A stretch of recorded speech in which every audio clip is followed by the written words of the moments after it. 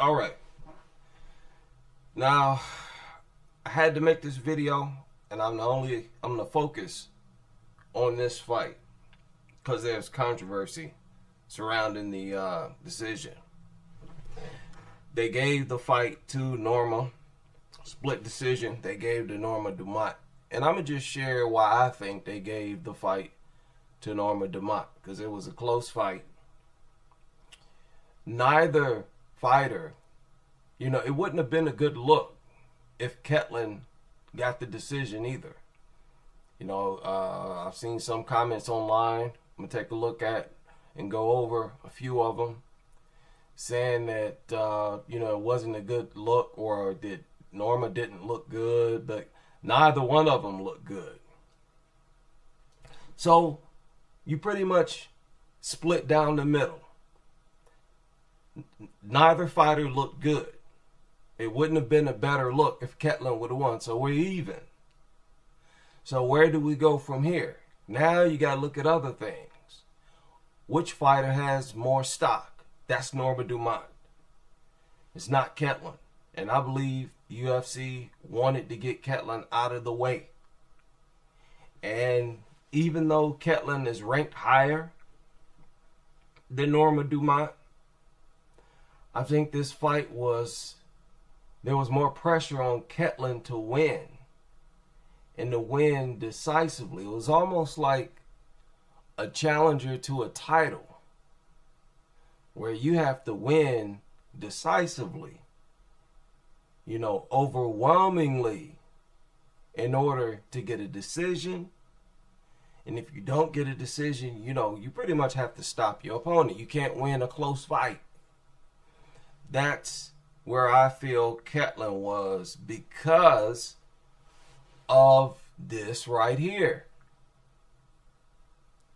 The win streak of Norma Dumont.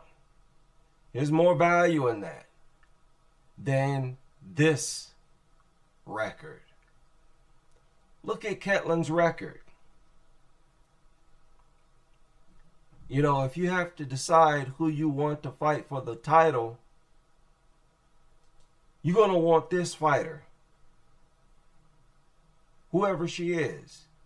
Now, none of these victories were by stoppage, but her record is better than Ketlin's. Ketlin's not getting stoppage victories either. So you don't have, an obvious better fighter to pick from when you're talking about stoppages, but you do as far as victories. So advantage Norma. Okay, they both, it was a close fight. It wouldn't have looked good. Neither of them looked like a title contender, especially to Kayla Harrison.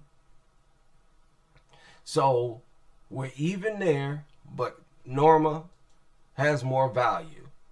That's why on the post, on the UFC post, they mentioned the win streak. They said she extends her win streak to 6. They immediately, think about that, they immediately looked at her record as a selling point. They wouldn't have been able to say that about Ketlin. So if Ketlin won, what could they say that would create interest in a potential title shot? What? That she extends her win streak to 2? They couldn't credit her record. So what could they say about Ketlin? Nothing. That what? This is the first time she's won 2 fights in a row since 2022? That's the best thing they could possibly say about Ketlin if they gave her the fight. That's why I say, if it came down to a split decision, if it was a close fight, they was definitely going to give it to Norma Dumont. That's just what it is. So I believe that's one of the reasons why they gave the fight to Norma Dumont. when you look at the rankings, you notice that Ketlin has already fought Raquel Pennington. Norma Dumont's talking about how she wants another fight before she fights for the title. I don't know if the UFC will want her to do that. I think they're desperate for new title contenders. And that, that might not have been on the UFC's mind to have you fight another fighter before you fight for the belt. They probably want you to be title contender ready right now. You just beat the number 3 ranked fighter. But Norma hasn't fought these fighters. She's sort of like the new face. So there's more interest in Norma Dumont. I don't think there's any selling point as far as, looks, which is something the UFC tends to be big on. Even though most people appreciate Norma more, Norma is very professional. She's not out here flaunting her looks. She really doesn't. If I'm not mistaken, she's also deleted her Instagram account. Norma does not like a bunch of thirsty dudes lusting after her. She's not into that. She is all about her fight career. Another thing I wanted to point out is the way the fight went. The fight went in a way that favored Norma more than it favored Ketlin. The way the fight, the overall layout of the fight favored Norma more. Why? Ketlin was losing on the feet. She was uncomfortable on the feet striking with Norma. And that's usually not the case. Ketlin is usually the more comfortable fighter on the feet. She wanted to strike against Kayla Harrison. She wanted to strike against really everybody she fought. I'm talking about Ketlin Vieira. Everybody except Norma. She went out there trying to strike, and she found out quick that I'm not going to win this type of fight. Let me disrupt her focus.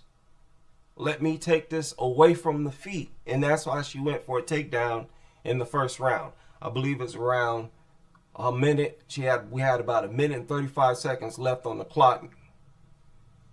Ketlin abandoned the stand-up and went for a takedown. That looked bad for Ketlin. That was not a good look for Ketlin. And she followed that up with not really looking good on the ground. She went for a submission attempt, couldn't get it. And in other moments, she couldn't even posture up. She couldn't really do nothing. She couldn't really beat on Norma on the ground, even though she was on top of her. And, it gave Jailton Almeida vibes. Somebody in the comment section even referenced to it. This person said, "Why'd she win? Vieira was clearly superior during all rounds." Person said, "Barely. All she did was almost get a sub in the first round, got outstruck and outlanded." This guy said, "Because she's not a mat sniffer like Ketlin." Norma is not a mat sniffer like Ketlin. He says she can join Jailton Almeida when they both get cut. I said this a while ago. People don't like when Ketlin does that. Not the first time Ketlin has done that. It's not only when she gets her fighter down does she just kind of lay there. She also does that when she's up has her opponent against the fence like she did against Norma. and you saw the referee have to tell her, you have to fight, Ketlin. You can't just stand there with her against the fence, landing your little pitiful knees. After a lot of these fights, there's a lot of complaints, especially when the fighter has their opponent pinned against the cage and all they're landing is some foot stomps, some quadricep knees, knees to the thigh. That really stinks up a fight. So that looked bad for Ketlin because her opponent wanted to engage. Let's look at how Norma tried to fight Ketlin. She was trying to knock Ketlin out from the start of the fight. As soon as the fight started, she got in Ketlin's face, stayed in her face, and kept trying to get close to Ketlin. She wanted to counter Ketlin. Early in the fight, she was trying to draw strikes out of Ketlin so she could counter her. That's what was going on there. And that's one of the reasons why Norma was not that active. But Norma is generally not active. She does that a lot, where she should step up the pace, throw more shots. She should have thrown more shots in this fight too. But it was clear that she was trying to engage Ketlin, trying to fight with Ketlin, trying to get some action out of Ketlin. So Norma came across as the more action-packed fighter. Fighter looking for smoke, wanting to fight. And when it went Ketlin's way, Ketlin didn't want none of that. Ketlin wanted to lay up against the fence. So let me press you against the fence. Let me stomp your feet. Let me waste time. Let me stink up the joint. Let me draw some booze. I believe UFC judges are getting tired of that. And that's why in more cases they're starting to award the fighter who's trying to engage. Who's trying to engage. That was a bad look, man. Norma on the feet kept putting on the pressure. It was always Ketlin moving back, allowing Norma to have the center of the cage. Ketlin fought as if she was in survival mode every time they stood. She was fighting as if she was just fighting to stay on her feet, not get knocked out. She looked like she was in survival mode rather than looking for an opportunity. She did not look like she was looking for an opportunity to tee off or nothing like that. She was not fighting offensive. It was Norma fighting offensive. Ketlin was fighting defensive. That's why in the last round, I believe that some fighters tell on themselves when the fight ends. And I believe Ketlin told on herself after this fight ended. Sometimes fighters will show on their face whether or not they were in survival mode. And if you watch, as soon as this fight ended, Ketlin threw up her arms as if she was just happy that she survived and believed that she won the fight by taking the fight away from the feet and not doing much when she had Norma on the ground and not doing other than a submission attempt that failed and other than laying up. And she wanted to bank on laying her up against the cage and laying on top of her when she was on the ground. As soon as the fight ended, this was Ketlin's reaction. And I hope y'all can see that. You might not be able to see that, but I hope you can see that. UFC is doing a good job of, not allowing fans to show screenshots of the fight, screen for screen. Let me see if I can print this. I don't know if y'all can see this, but as soon as the bell ends, I want y'all to look at what Ketlin does. Look at the expression on her face when she throws up her hands. She has a look on her face as if to say, I survived and I won because I survived. I survived and I won the fight because I refused to strike. I kept Norma on the ground rather than keeping the fight on the feet. I took her down, laid on top of her. I pressed her against the fence, kept her pressed against the fence, and that's how I won the fight. This is unfortunate. I'm not able to see this screenshot in my studio, so I hope y'all are able to see this. If you can't see this, simply go back to the fight, and as soon as their last round ends, pause it and look at Ketlin's big goofy reaction, telling on herself through the expression on her face. It was just a bad look. I think this all added up to just be a bad look for Ketlin. Horrible look for Ketlin. That would have been a horrible way to win the fight for Ketlin. She fought more like she was scared. She did. It would have been different if she would have just starched Norma as soon as she got her down. It would have still looked like she didn't want to strike, but at least it would have looked like that once she got Norma on the ground or against the fence, that she was able to tee off on her and destroy her. Norma was the better striker, but she didn't have the reach that Ketlin had. So every time Norma wanted to land on Ketlin, she would be within Ketlin's range to grab her for a takedown. And that's what Ketlin did. So if Ketlin can get Norma down, you know that Kayla will be able to get her down.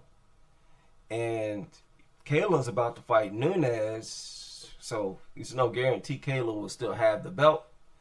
But I would probably take Nunes over Norma as well. Norma's a good striker, but she doesn't throw enough. She doesn't throw enough. She doesn't impose that superior striking on her opponents enough. Simple as that.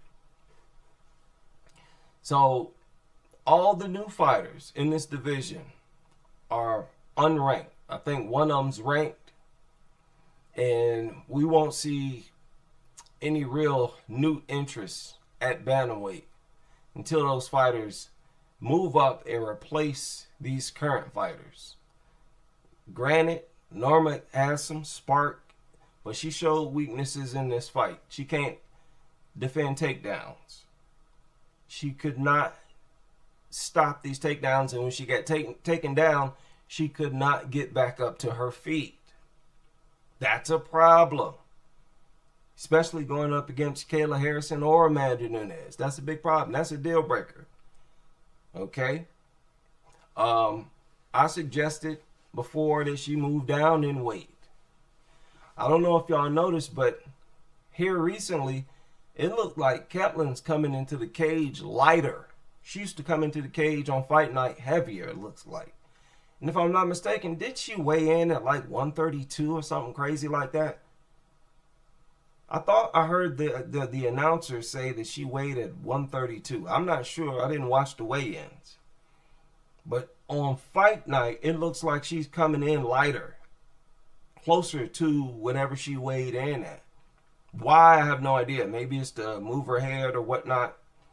But, man, Ketlin leaves her head up there to get hit a lot. Norma got better head movement. And the thing is, Norma can catch you She can catch you with one of those shots. I think she was faster than Ketlin expected. More aggressive than Ketlin expected. You know, because if Ketlin is comfortable on the feet, generally she'll try to keep it on the feet. She prefers to box. She prefers to land punches. Ketlin, even though she's a judo chick primarily, her second love is boxing. And she turns it into her first love in many of her fights. Her going for so many takedowns and trying, you know, to get the fight to the ground gave the impression that this is not the normal Ketlin. This is not the Ketlin we're used to seeing. That made it look even more like she was running or scared or didn't want to fight. Ketlin always wants to box. She want to box you all 3 rounds. She want to box your head off. She likes seeing her fists land on her opponents and their heads snap back.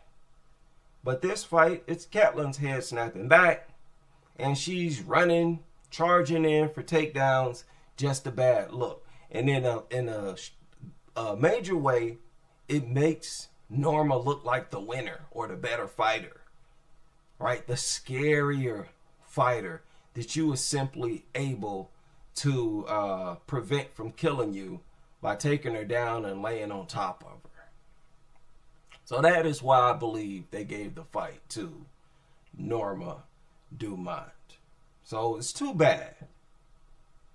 It's too bad. If Norma was going to win the fight, I would have preferred that she won by stoppage. By stoppage. Now, this was the first sort of lackluster female fight we had in a while. And it wasn't even all that lackluster, in my opinion. And even though the previous fight ended in decision, that was a entertaining bout. That was a good fight.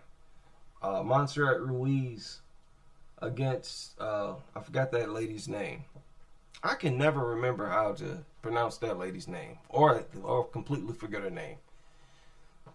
But she boxed Montserrat's head off, had her bleeding from the nose, and just kept picking her apart. Didn't have the power to stop her, but she just kept punching her in the face and the body, which is something Ruiz was not doing. And of course, in the opening bout, Alencar stops Carnelossi. Alencar, I don't even think expected to win by stoppage, but Carnelossi is kind of horrible. She's very one-dimensional, and the only thing she can do is throw those flurries that she throws. And those flurries not even that good. Just a bunch of sloppy punches that's easy to avoid. Just use lateral movement and you're completely out the way. She need her opponent to stand in one spot. That's horrible. Carnelossi thinks she can just get buff and, you know, that's going to win her fights. No, you need skill. You need real skill. When you get Carnelossi down, she don't have no ground game. How you going to be buff like that and not have a ground game? That should be your bread and butter when you get your hands on your opponent and you can use all those big muscles against them. But hey, it is what it is. And I'm going to leave it there. That's my take.